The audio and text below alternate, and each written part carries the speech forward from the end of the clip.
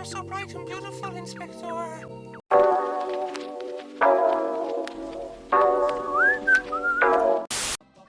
It's hard to find an episode of Moomin Valley that isn't surreal to some degree, but much like alien life itself, this one is surreal in its own unique way. For those who haven't heard of it, and I wouldn't blame you, Moomin Valley is a fantasy show that takes place in a fictional land called, you guessed it, Moomin Valley. Like I said, there are many, many weird and fantastical episodes of this show, but this one stood out to me because of its drastic change in subject matter. Granted, I haven't seen every episode of this show, but this is definitely the first to lean hard into the sci-fi elements up until this point in the series. Before this, there had been mentions of alien life from a couple characters here and there. Usually they're just pontificating on the idea of aliens, like most people do from time to time, but never did I expect aliens to, actually show up in Moomin Valley of all places. And I'm probably going to use the word surreal a lot in this video because it's really the only way I can describe how this episode makes me feel. Anyway, the opening scene after the narration has Sniff walking through an idyllic field straight out of Little House on the Prairie.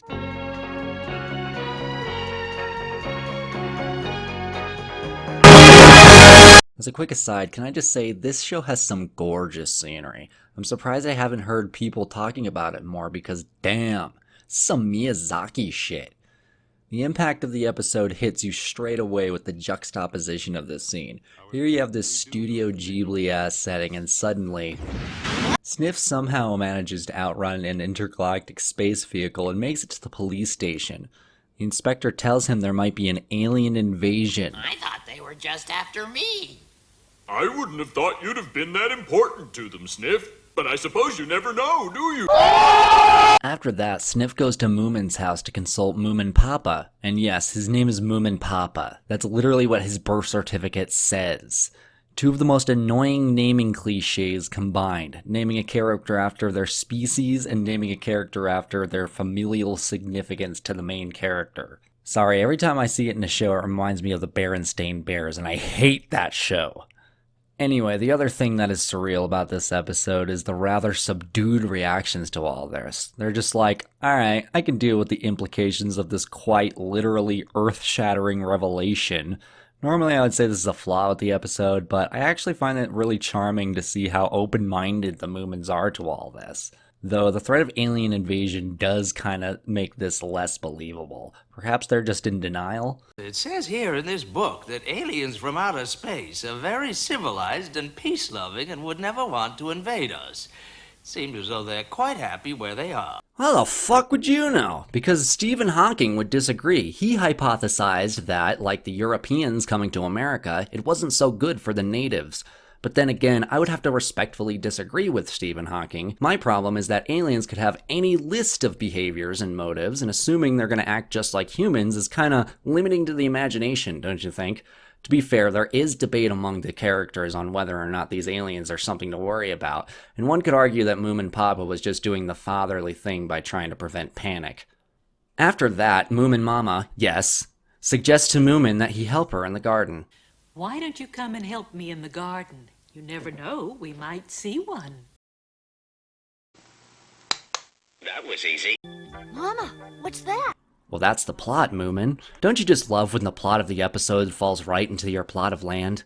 They both worry that any passengers might be injured and run up to the crash site to investigate. That's another thing I like about this show. We just had a conversation about how there might be a possible alien invasion, and our characters are still compassionate enough to sympathize with them and make sure they're safe. It's refreshing to watch a show that's this wholesome without being saccharine. They don't see anyone inside the ship, but they do find a strange device, and the ship, on the other hand, is making a strange sound. Moomin speculates the sound is a self-destruct sequence to ensure no one steals the design of the ship. Wouldn't that leave you stranded? Oh great, we're stranded millions of light years away from our home planet, but at least no one steals the design to our ship, which would lower our odds of getting home even more because we wouldn't get help from anyone to reverse engineer it. Yeah, that's not a sensible plan for any alien to have, Moomin. And although Moomin thinks it's gonna explode, they still stand there for a good while and talk about it. Did I say their cavalier attitude towards all this was charming? Because I've changed my mind. In fact, I'm surprised Moomins haven't gone extinct. These guys seem to be constantly getting themselves into dangerous yet easily avoidable situations. But I digress. The ship doesn't explode, because why would it? But rather it simply vanishes. I love this scene, by the way. It looks and sounds like something straight out of Dragon Ball Z. It's really cool and unexpected to see it happen in this setting. They recover the device and take it home where Moomin's dad inspects it. He presses a button and turns invisible. Again, the Moomins kinda underreact, but are justifiably disturbed by it once he comes back. Soon afterwards, Snork Maiden shows up, claiming they actually stumbled upon what they believe to be an actual real alien. They all rush off and are stopped by the inspector, and from this point on, the whole episode is a showcase of how much of a dumbass the inspector is. At first it's pretty funny, but eventually it gets a little annoying once his slowness actually begins to slow down the episode. After lying to the inspector and easily fooling him, they find little Mai sitting next to a strange creature who was lying unconscious. That's right, we got fucking aliens, bitch!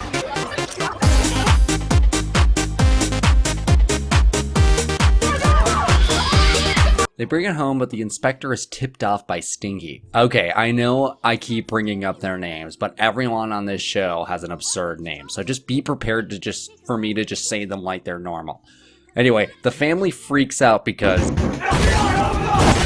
Booma Mama thinks quickly and uses the device to make the alien invisible. Rather than turning the alien invisible, the energy from the device is channeled through the creature and envelops the inspector right as he walks through the door.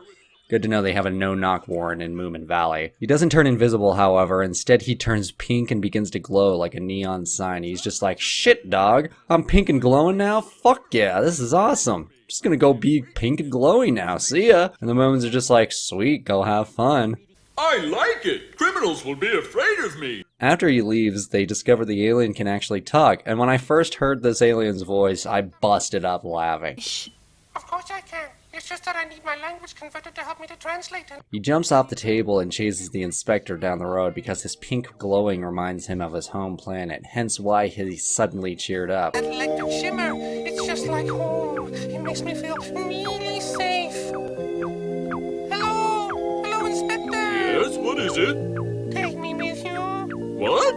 I guess Moomin Valley isn't the only place in the universe where the citizens are morons. Luckily for our characters, when an unstoppable stupidity meets an immovable dumbass, all conflict is resolved. Finally, they think to hit the button again to undo the pink glowing. This gets the alien to stop following the inspector, who saunters off to find the alien. At first I thought the inspector had reached Peter Griffin levels of stupidity, but then I realized that there are many fantastical creatures in Moomin Valley. Though that begs the question of how the others were able to determine that he was in fact an alien. Never mind. The inspector really has reached Peter Griffin levels of stupid. I hope nothing actually dangerous involving law enforcement happens later in the series, like, you know, a hostage situation. But no, a show this wholesome would never have such a dark episode. Once they return home, Moomin Papa can't find Moomin Mama. Turns out she's accidentally shrank herself with the machine. She begs him to return her to regular size, but turns out Stinky stole the device because he got irritated by the inspector for completely deflating any and all conflict in the episode. But you look very cute, of course, Mama. Would you like to stay like that for a while? No, I would not. Push another button quickly before anyone sees me. Stinky runs off with it, but soon falls in a river and is swept away. After that, Moomin Mama quickly comes to terms with her new life being only 3 inches tall. Well, at least this is a chance to do some really fine embroidery. Don't worry, Mama. I promise we'll look after you. It's all right, Moomin. I'll manage. I'll have to get some smaller pots and pans, though, and we'll have to have smaller helpings. But that mightn't be a bad idea. Geez, Moomins sure are accepting of their fates. Soon after, the alien sees the mothership outside, and we get some more cool sci-fi shots.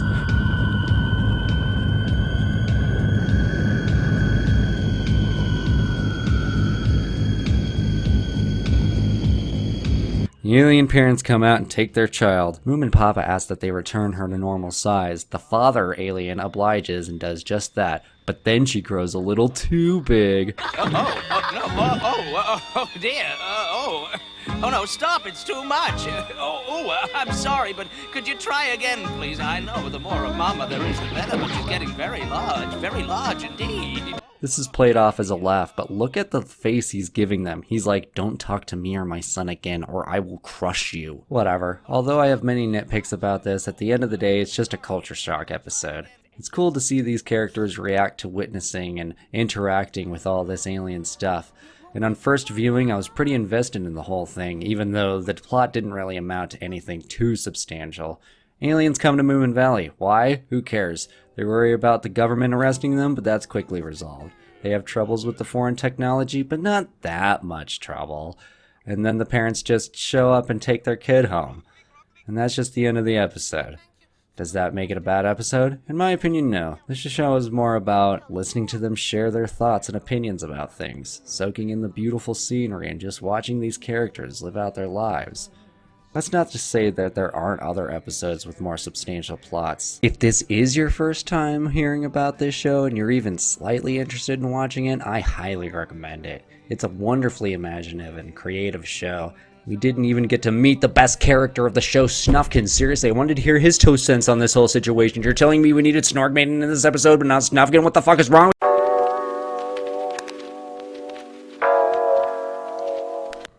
Hey guys, thanks for watching. This was my first attempt at a cartoon review of any kind, so sorry if it was shitty. Please let me know if you guys liked it.